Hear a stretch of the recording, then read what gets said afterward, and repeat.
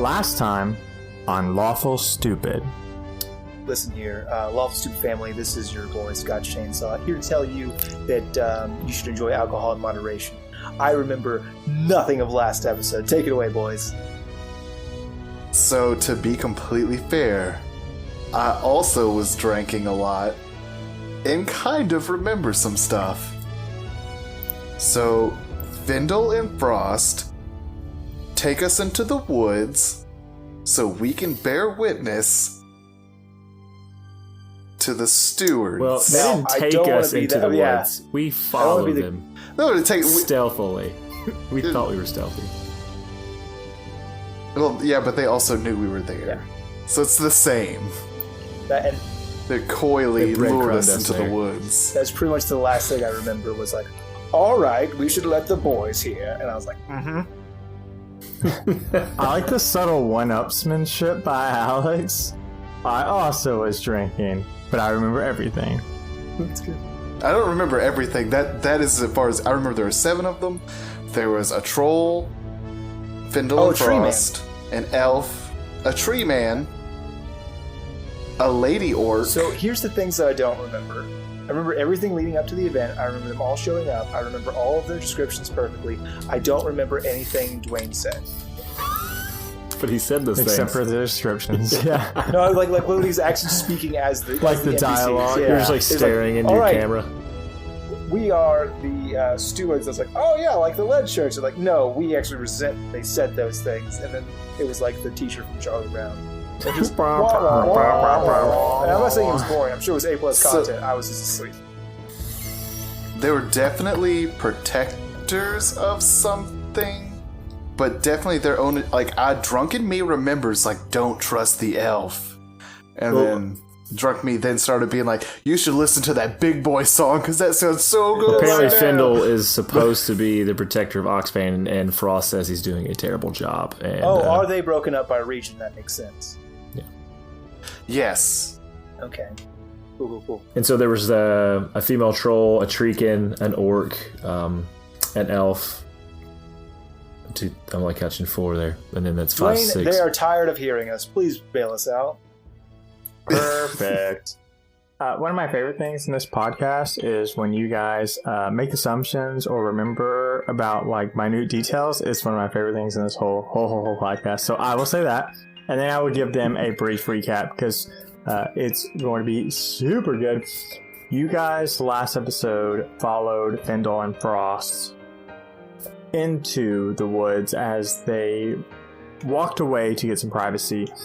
You overhear some of their conversations, and Findahl brings you in, and he essentially explains to you that Frost and Findahl are stewards of Goron, that they are charged with its protection. They're kind of vague and aloof about the details of that. Then they basically allow you to sit back seat to a meeting with Findahl, Frost, and the other stewards. There's 7 of them. You have, and I'm going to just go real quick through it, Frost, you have Findahl, you have a female troll, you have a female treekin, a female orc, and the male elf that was kind of dominating the conversation. Or at least people seem to garner respect to. Boyos, you guys, there's a lot of good stuff in there that you may or may not remember. A lot of small details that I kind of dumped in there, so pick up what you will.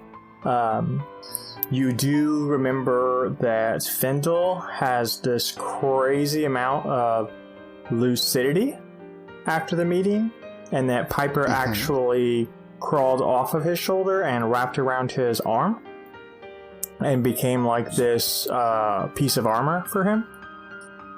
And the last thing you boys did was huddle up one more time for Kristoff to say, essentially, this changes nothing. We're going to shut the door. That tracks. So,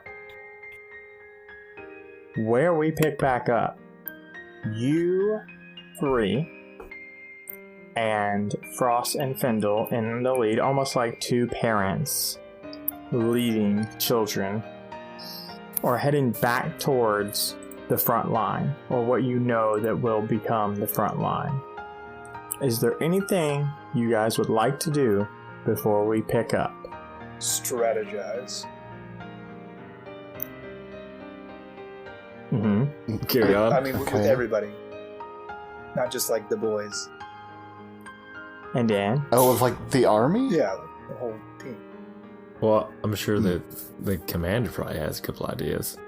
Yeah, I hope and he hates you.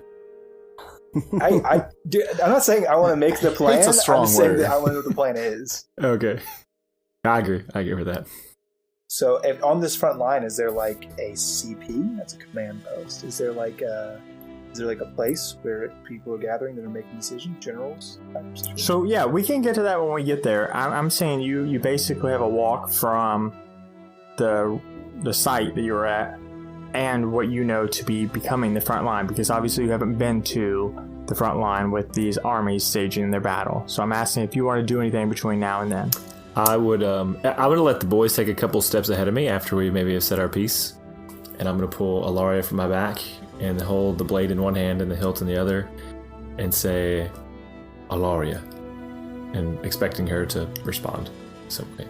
And through your bond that you have further explored and built with her, you see her translucent form appear next to you, walking beside you, and her hair is white and she's in the simple clothes, but you see at the bottom of her braids that pinkish red color, and she says, "Yes, Atlas?" I want to think that I haven't seen her like respond in this way to be able to just like so casually be walking with us at this point. It's usually just we're kind of sitting, or she just talks to me. Is that okay? No, that's not true. This is the second time she's done this. The first time she did it was at the bonfire after you guys made the pistol and were kind of like swapping stories. She showed up. But she was just like chilling. Yep. Yeah, so as she's walking, I'm going to say, Will, I'm going into this battle, and I don't know what's going to happen to me. We've thought we've been invincible before and have been proven wrong. So I just wanted to say good luck out there.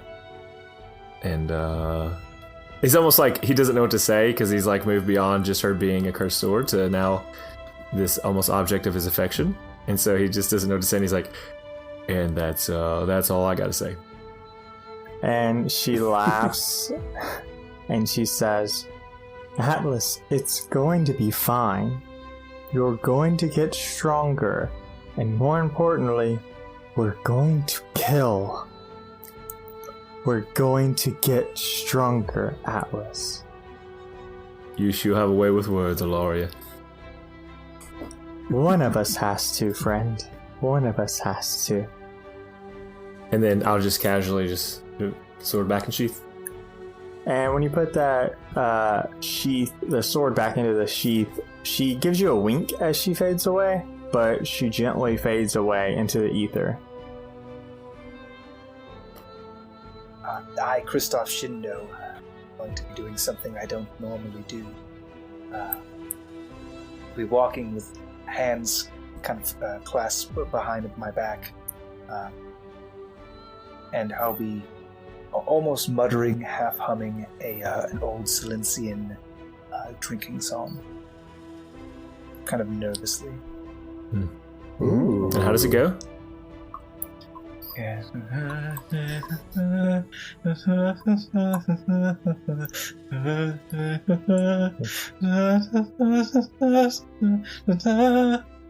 So haunting. That is amazing.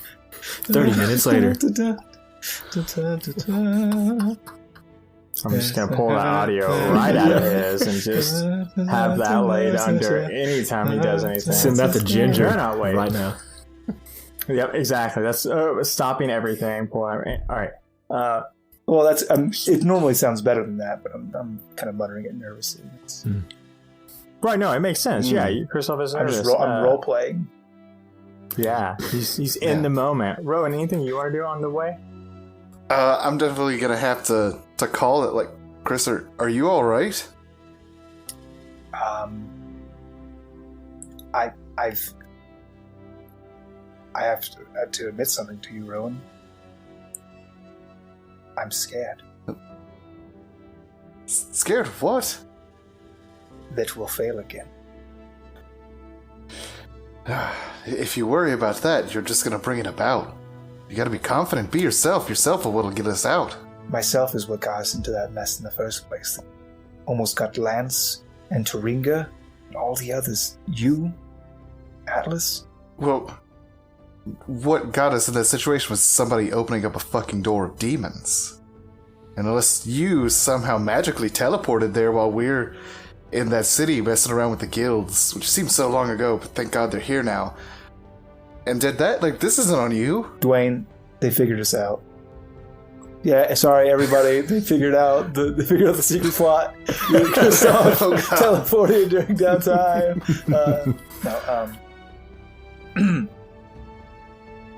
I suppose you're right. I didn't fix it. That can't happen again. But we got the key now. We would have fixed it last time if we had the key then. And also might have almost died for circumstances. But we've got an army now. We've got a stronger bond. We're telling stories. I got this thing. It's fucking cool. You do have the instrument of destruction. Yeah, we'll probably be fine. And if we die... Man, how metal is that? And at that time, I will walk up, slap him heartily on the back and say, yeah, we'll die together. Yeah, they'll have to dig a grave for 3 of us together. 4. And we'll hold hands in the grave. I reach out my silver-clawed hand and plink one note on the lute of wind. At least our death will make for a decent story, eh? It'll make a damn good story. But that's not a story for today.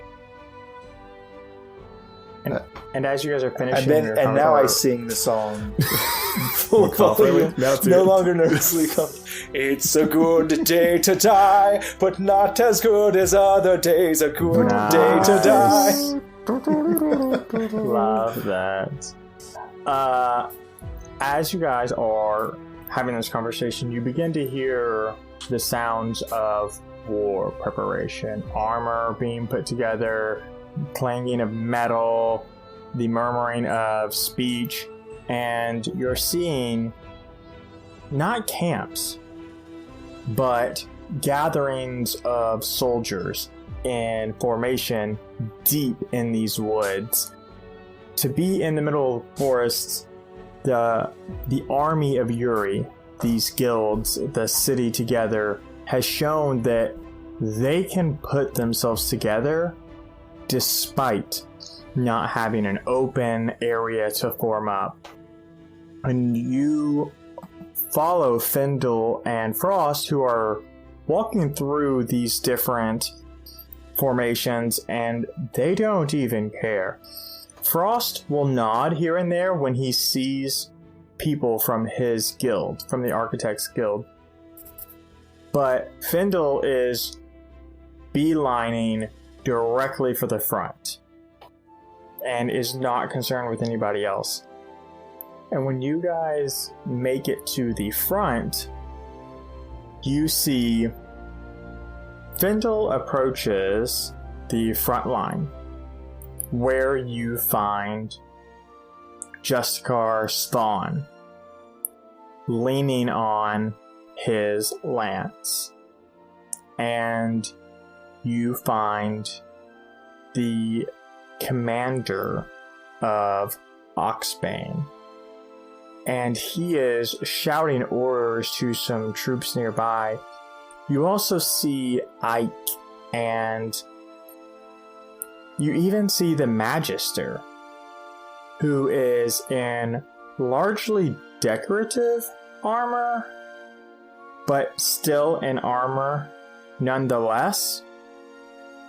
And then you see Turinga, who, when you make eye contact, he has this look of guilt on his face. And then Wendy is there, and Captain Tyndall, and you see First Mate Zell, and then finally in this group of commanders you see Avia. And when you approach, Ike says to Findahl and Frost, "It's about time. We were about to start this party without ya." And Findahl responds and says, "We're coming. We just had a little something to do first." And Ike looks from Findahl to Frost, and Frost to Findahl, and Ike says, "Frost, I thought you said he was the loony one." And Findahl smiles, and Frost smiles, and Frost replies and says, Yeah, I did. But we brought reinforcements," and he motions to you three. And go ahead. I would just like to, as we approach this group, and we're kind of like they're in a circle, I assume. Yep. As I put my place in the circle, I will stand next to who's on Svan's left and right. Svan's left would be Chiringa, and his right would be the Magister. On Svan's left is where I will ingratiate myself into the circle, and I will put one hand on Svan's shoulder, healing touch for 1 HP, and a smile. And the Svan gives you a nod, and he says, "Thank you, Kristoff." Anytime. I'm glad to see you back on your feet. I appreciate that. Old man like me, I need a nap every now and then. A madman like you needs a nap to keep these poor demons safe. And he gives you this wry smile, as if agreeing with you without agreeing with you. And Ike says, "Well, that's all well and good.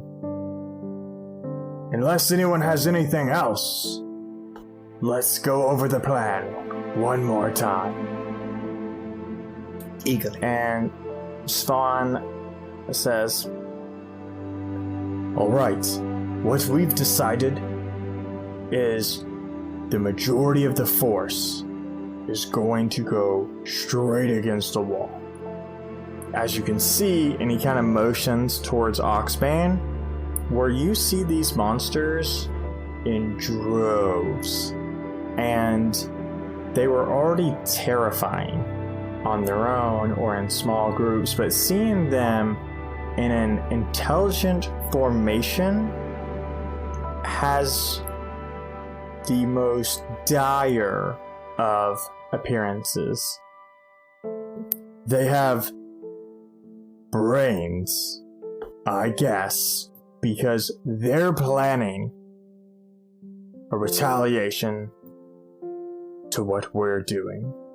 So, we've discussed it, and what we think is best is a full-on charge to the front, and a small group of us are going to cut through the line.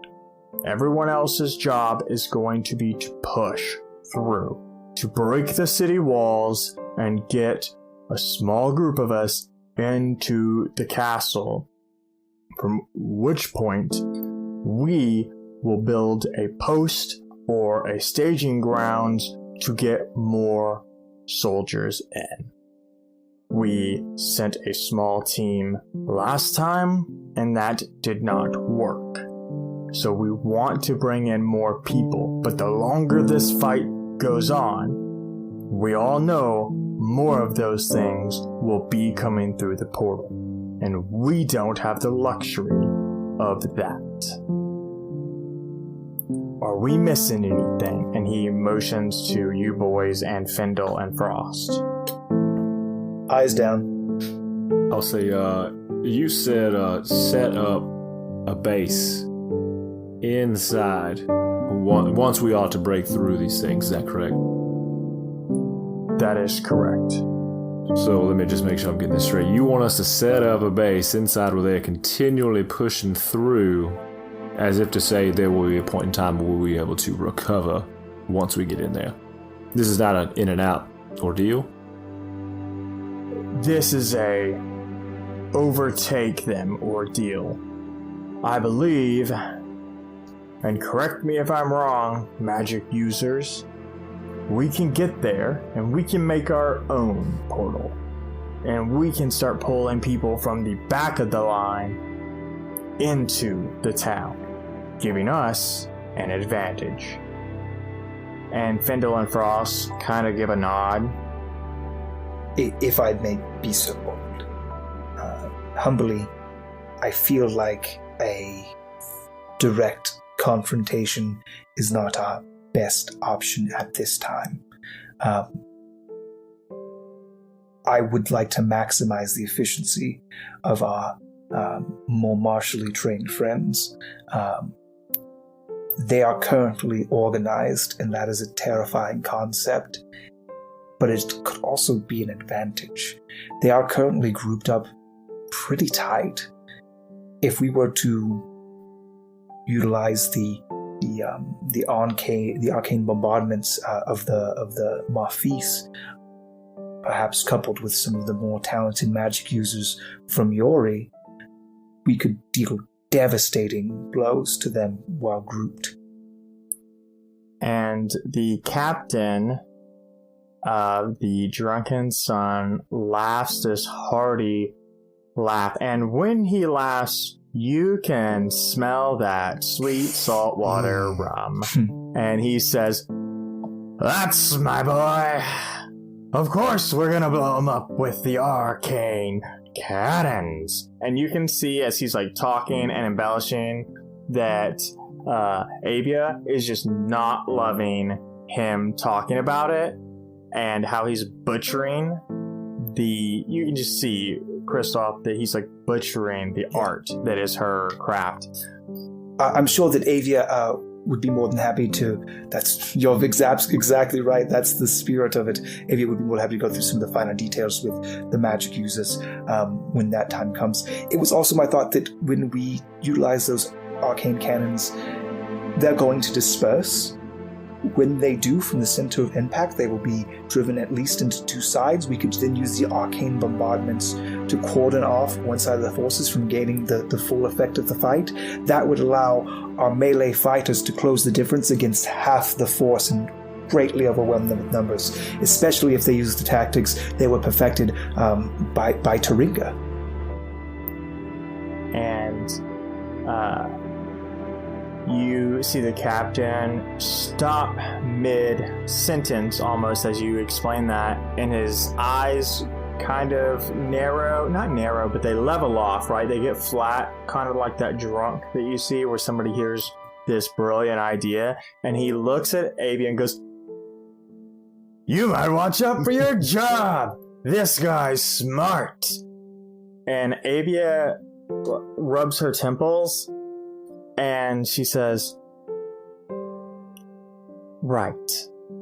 We're planning to use the arcane bombardments to confuse them and spread them out already. And at which point we plan on hitting them and then using the bombardments to split them from their wall into us, giving them nowhere to go. Though I think your idea has merit. Maybe," and you see Svan almost cut her off and say, "That's probably the best time to use the tour, along with a few other people to get inside. I'm sure if we go on." There was actually one more step. So once they're dispersed, and the tour has a clear line to the objective, that's when we need the architects, more than anyone. I can make copper wire, and I demonstrate with mixed results, varying levels of success as it explodes. But the more studied masters, I believe, could create 2 walls. 2 large walls that would separate everything, and separate all the forces that were dispersed from these arcane bombardments, disrupted by the Tor, and eventually put into a fatal funnel of these 2 arcane torrent walls. And you see Ike kind of scrunch his brows, and he looks at Frost, and he says, "Frost, does this all sound right to you?" And Frost says, "Well, it's certainly an idea, but we're going to have to change a few things with our plan. We're going to need more architects, and we'll definitely need some of the Tor to make sure they don't die while they're concentrating." I have another thing that I want to add on to that as well. What if, after the walls are built, Findahl does his dragon laser beam down the center of that thing, and then the Tor can go through and tear up the rest of the bodies that haven't been touched by his laser beams? And Findahl laughs and says, "We'll work something out, but I'm not going to be doing the dragon laser thing this time, Atlas." That's a shame, because it was kind of cool. Anyways. Well, my idea would be that while the walls are up and we have this center line of offense, that's really where the Tor does their work, just carving a path straight to the objective. Meanwhile, the 2 separated forces which are scrambling from these walls, they'll probably try to climb them, they'll try to go around. That's where our long range, our archers, I see our hunters are here. That's where our magic users will be on top of, from an elevated position, rain death down upon the separated forces, thinning their numbers before they can recumulate within the 2 walls. And while that's happening, I don't know if Findahl can repeat the effort, but the main objective for us, the small group that we mentioned earlier, instead of breaking through the lines, while that's happening, he could take us to the exterior wall and we could simply walk through. And Findahl smiles and says, "Pretty sure I can make that happen." And Ike looks and says, "Just so I understand, you want to essentially split these forces in half and then make funnels. That way we have a place to unload our arsenals and they're forced together, as well as make a hole for the advanced team." Yes, the portal team. Right? Correct. And while the portal team is doing that, then the infiltration team, the main objective, I pull from my coat, or my vest rather, Team Key go through the wall where there's no action, the wall where they're not formed up, with Findahl, and we execute. And Ike says, "Frost, got a problem with any of that?" And Frost says, "No, I actually think it's pretty smart. There's a reason he's in my guild." Deep bow. He says, "Okay, that's going to take a few minutes to work out and get everyone on board with the plan. Go tell your squads, your battalions, get the word out. Ike, let's talk. Let's get exactly what we want everyone to know."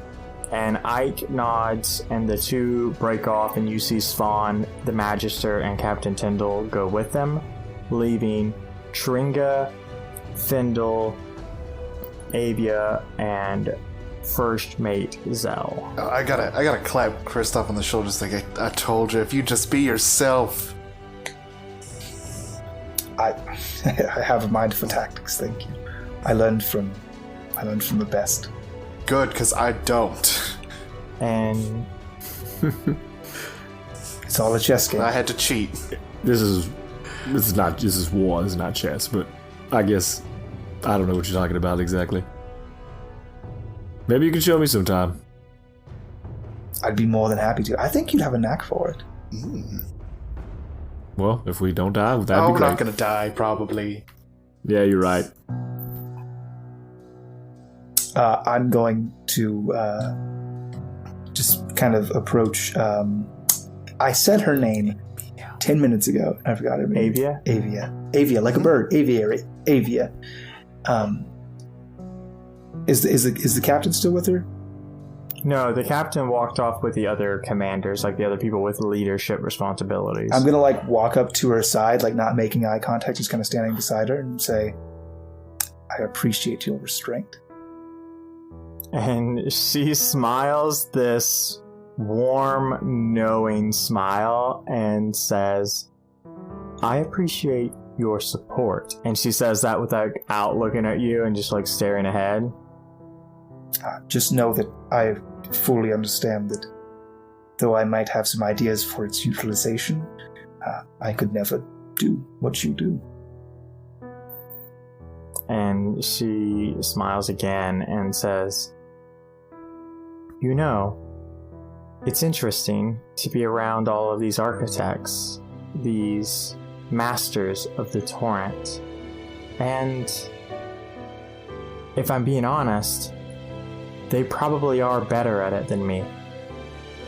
But I'm not sure they can draw on it as fast as I can."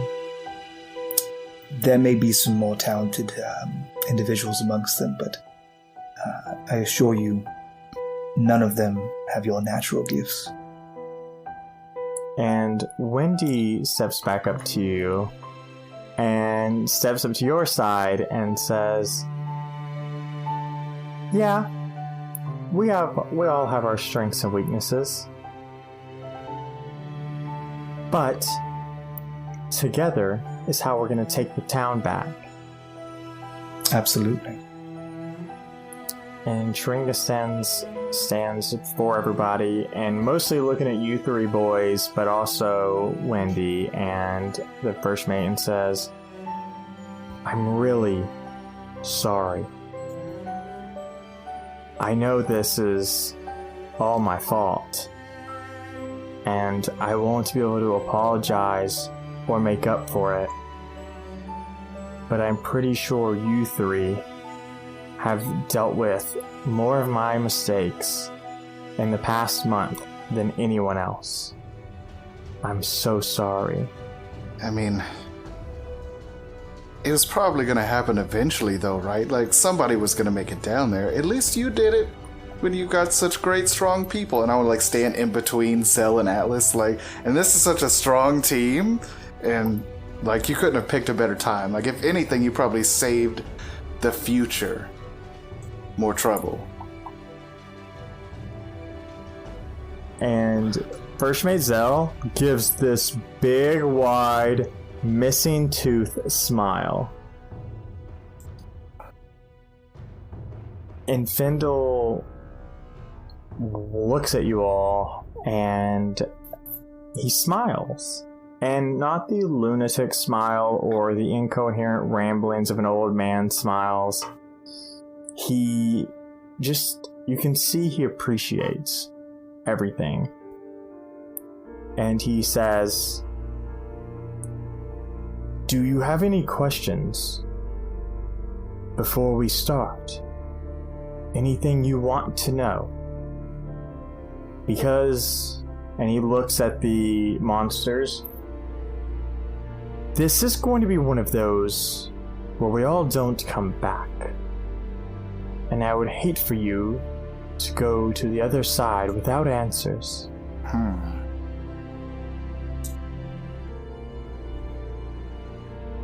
And Sharinga is like even more stressed out by Findahl's comments, and Wendy looks to the ground and is silent. And First Mate Zell and Avia are pretty indifferent on that.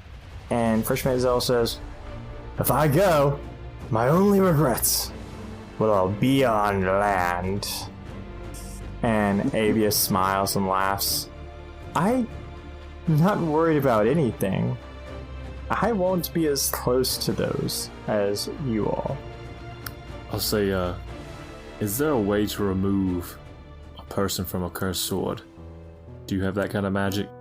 Because that might be worth fighting for. And Findahl looks at you and says, "Of course, Atlas. Of course, that's something I can do." I'll pull my sword out and say, "And what are we waiting for?" And Findahl says, "You want me to do it now?" Yes.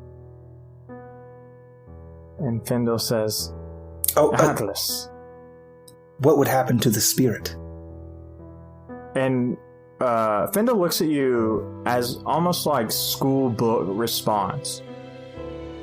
"Well, it would be destroyed. Never of course. mind. It's haunting the sword. I need. But- Never. We'll talk later. I need the person inside here to come to life, to be free of the sword, yet live in the world. And Findahl gives you this like really almost perplexed face and says, "Let's talk after everything's through. That is interesting." Indeed. Asking too many questions now would probably just muddy my mind. I will likely have questions after, but I turn to Avia. A favor, perhaps? And I pull from my vest a letter, and it's old, and it's wrinkled, and the paper has started to brown. And I hand it to her, and I say, if I don't make it back, you will be further away from the conflict. I assume on the ship you'll be able to escape with the women and children. If you could just see that this gets to the King of Silence.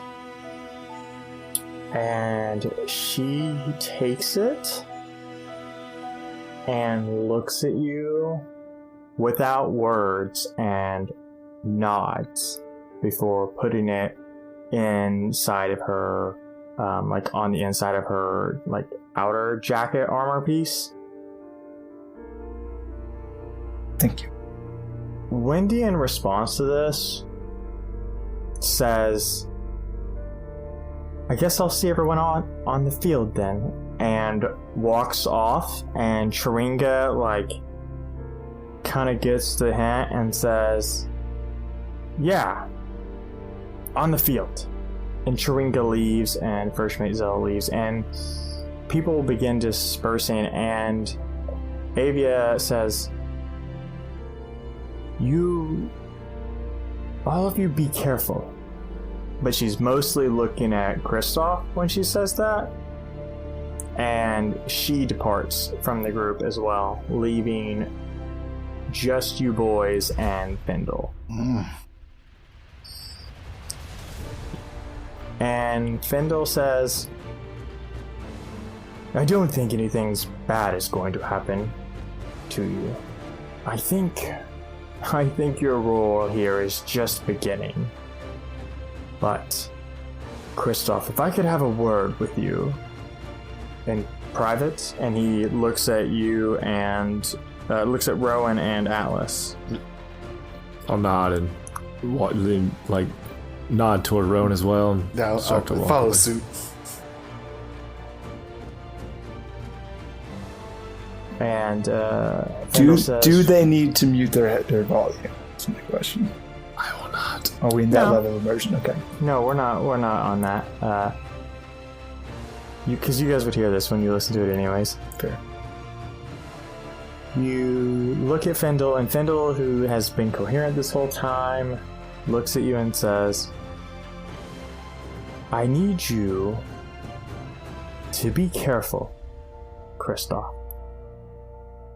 I'm pretty sure you, in particular, have a very dangerous road ahead. And I have something for you. And I'm pretty sure it's about you.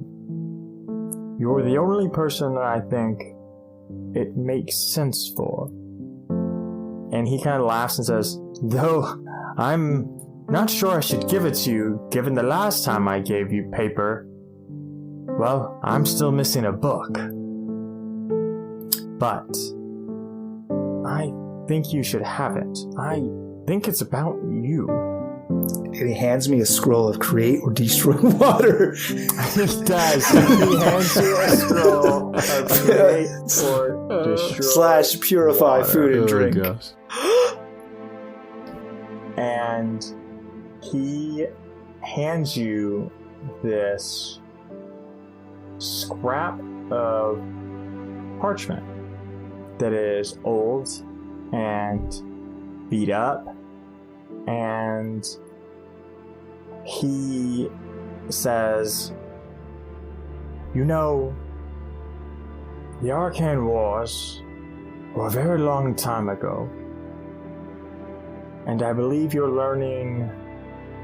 And he looks at you knowingly and says, actually learning about them. And this is an old letter, Kristoff. An old letter. And we're seeing them, and it makes sense. It's all starting to make more sense. We're seeing more of the Arcane War surfacing. And I would have thought it happenstance, but with these monsters, something big is coming, Kristoff. And I think you are going to play a big role in this. I don't know if that's a good thing or not for you, but I found this, and I think you should have it. And he hands you this scroll. You can tell that it was once a part of a bound booklet. And if you check your Discord, I actually sent you the message, which I would prefer you to read out loud because this is a podcast. Wait one moment. I will pull it up and I will read it in my voice that I use to read. So Findahl hands you this, and you, when he's looking at you, you know, as you're like unraveling this paper, you're also like looking at him, and you see these blue eyes form on him. Like you can see he's like looking at the torrent. I read aloud. Out of curiosity, I was wondering where you came from. I inquired about your odd markings during my investigations of you and your fellows. However, my information never seems to line up. Perhaps curiosity will get me killed, but I find it strange that I could not find a thing. Not to be too boastful, but I am good at finding obscure information. Eager to know. Obix. In the upper right-hand corner of the page, there is a sketch of a face with scales. However, a lot of the finer details have been scribbled out or not drawn. And Findahl watches you read, and he says, you know, you're the only tiefling I've ever seen with dragon scales. I thought this had to be about you. I don't believe I've ever met someone by that name. But you're right, I don't know very many tieflings with a draconic heritage. I mean, I might not be the only one. I'm certainly the most famous one, but... He laughs, and he says, well, all the same, I thought you should have it, and I thought I would warn you. You boys are playing with dangerous things. Gods, monsters, the arcane torrent. These are not small things, Kristoff. I've never been able to bother myself with small things, Findahl, you know that. And he says, more importantly, I want to give you a job, Kristoff. One that I'm going to need you to keep to yourself. can you do that for me? What's the job? And he looks at his right arm where you see this dragon, this piece of armor coming up from his hand, almost making a glove and wrapping around his arm, providing outer protection and elbow protection and upper arm protection and a smaller shoulder piece. And he looks over to Atlas and Rowan and he says, artifacts, they're not playthings. They're instruments of the gods. I need you to keep an eye on your friend. And he looks back down at his arm and he says, it's no coincidence that this artifact and I are tied, and that, well, you know how I am. I wasn't always like that, and I'm worried. I'm not the first person it's happened to, and I worry about your friend, and I worry about what will happen if he stays with it for too long, if he doesn't control the connection. I understand your hesitations, and Rowan's well-being is one of the most primary objectives in my mind and in my heart. I assure you, I will do what is best for him. And he sighs and says, see that you do, Kristoff. There's a reason the Reclaimers don't want us to have these artifacts. Yes. They can be great instruments of victory, but they can also be curses. They can do some terrible things. Go ahead. Sorry. When he says that last line about terrible things, you notice like he's not with you when he says that. Like when he says that, you can just see in his face that he's replaying a memory. The view changes to black, and when you open your eyes, you see a small girl with blonde hair astray, her blue eyes in a panic, swirling lines just noticeable in them as she speaks to you. Findahl, I'm scared. It's going to be okay. I promise. Please, don't put it back on. I have to. Your view shifts as you look down at a silver dragon-shaped gauntlet. You get strange every time you do it. It will be fine. I'm learning to control it. I'll stop these monsters and come back. Hide here. You watch as you gently put the small girl into the back of a broken down wagon. Findahl, please be careful. I'll always protect you, Madeline. Findahl, please. You watch as you pull the curtains of the wagon shut on the crying girl and turn to face a dozen monsters, all towering above you with horns and large swords. You look down, your hands trembling as you put the gauntlet on. Ooh, hello, boys. What lovely teeth you have.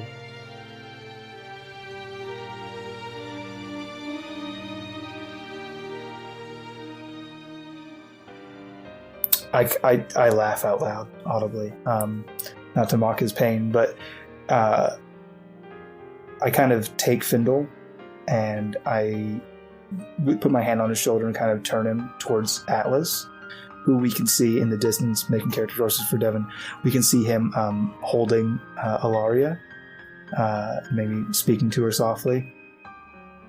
You'd be amazed at what beautiful things can spring from curses, Findahl. And Findahl looks, and you can see his eyes kind of light up where he's looking through the torrent, and he says, "Does he know, Kristoff?" Does he know what? And he looks at you and then back at Atlas. "The sword. Does he know what it's doing to him?" I have some ideas of what it's doing to him, but I don't know fully. I can see when I look at it through the torrent. It's hurting him, isn't it? It's not good, Kristoff. I don't...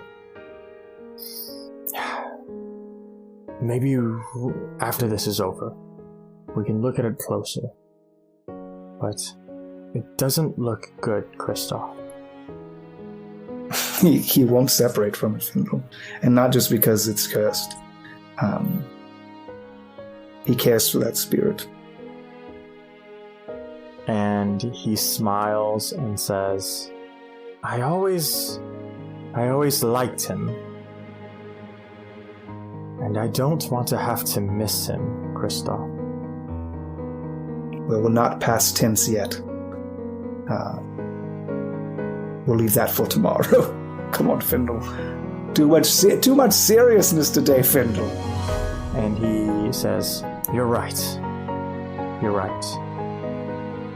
Let's go take back Oxbane. Let's do that. Just so you know, if I die, you can have my teeth. And he looks at you and laughs and says, I am really crazy, aren't I? You're batshit insane. Cuckoo crazy pants. Okay. I'm sure I'll thank you for that later. Maybe not now, but trust me, there's in the future, if I die, you'll be very happy. And he laughs, and this is the first time you've seen him like it's like this soft laugh, but like you can see there's tears in his eye because it's like a mixed happiness and sadness for him. And he says, I probably will be. And he kind of just starts walking towards Rowan and Atlas. Where he overhears, Atlas, you ever wondered why like some food tastes really good and then some of it doesn't?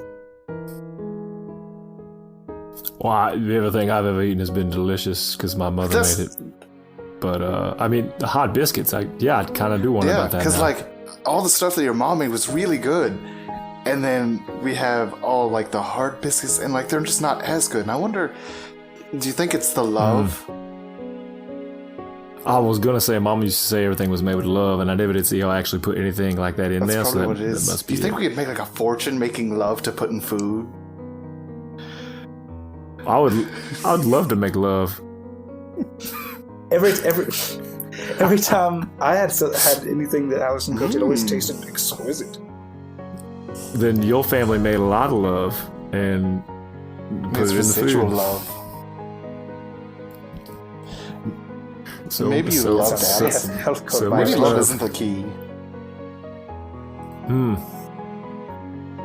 Maybe I was very hungry and I didn't eat any food and only drank alcohol for a period of months. That might be. But you do love alcohol, so. As you boys are cutting up and having like a last jest, that's where we're going to end the episode. With our last joke ever. The end. Because we all die immediately at the start. Next episode, you all die.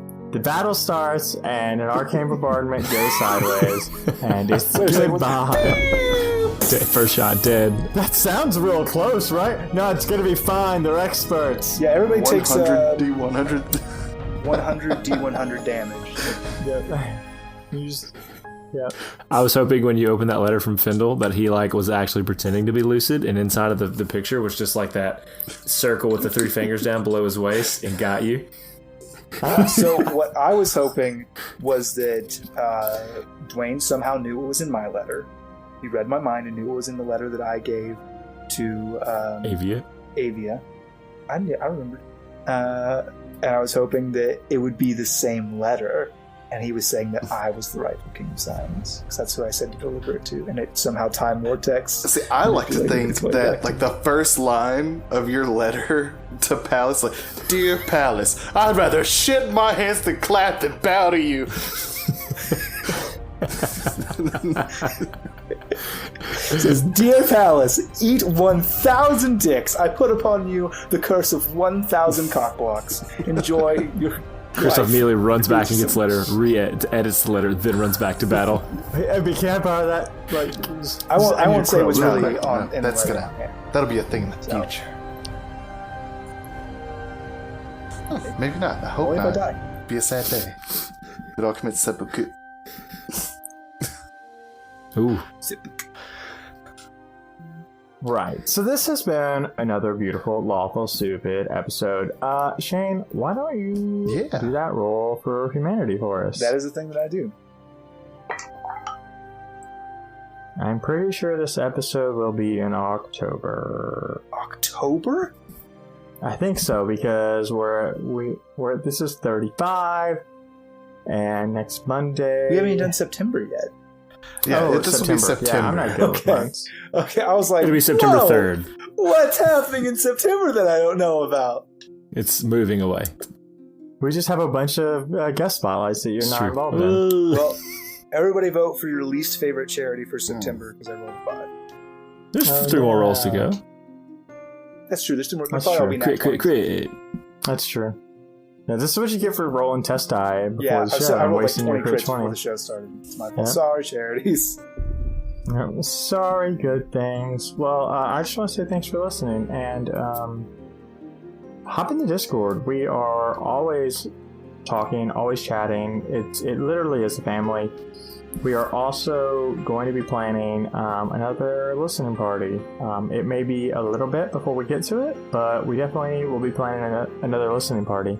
I had a blast, and I've actually had people tell me, "Hey, I want another listening party." Yeah, I want to do that a lot. Also, iTunes reviews. They're super important, and so, yeah, the next person who puts an iTunes review after this airs, I will tell you what was in Kristoff's letter if you promise to keep a secret. Juicy. It's gonna be me. Ooh. Dang, I already left one. Yep, gotta be a new one. Scrambles to make an iTunes account right now. This offer applies to US and Canada only. Oh, And everybody else. Dude, And Gig everybody Gaze else. is like He's gonna leaving the mail Discord you the now. letter. See you, It applies, Gig. to everybody that's not in. Do you want me to send you some parchment to write it on? You can actually send it to their address. That would be so cool. First of all, you insult me by implying. I'm that sure I it's all only have used right parchment now. On hand. And this is in the future. This is September. Ooh. I have plenty. Yeah. Thank you so much for listening. Bye. Bye. Love you, mean Bye it. then.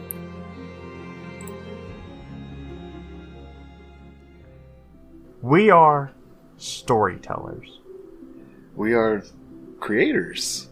We are gamers. We are dreamers. We are players. We are players. We are players. We are DMs. We are nerdsmith.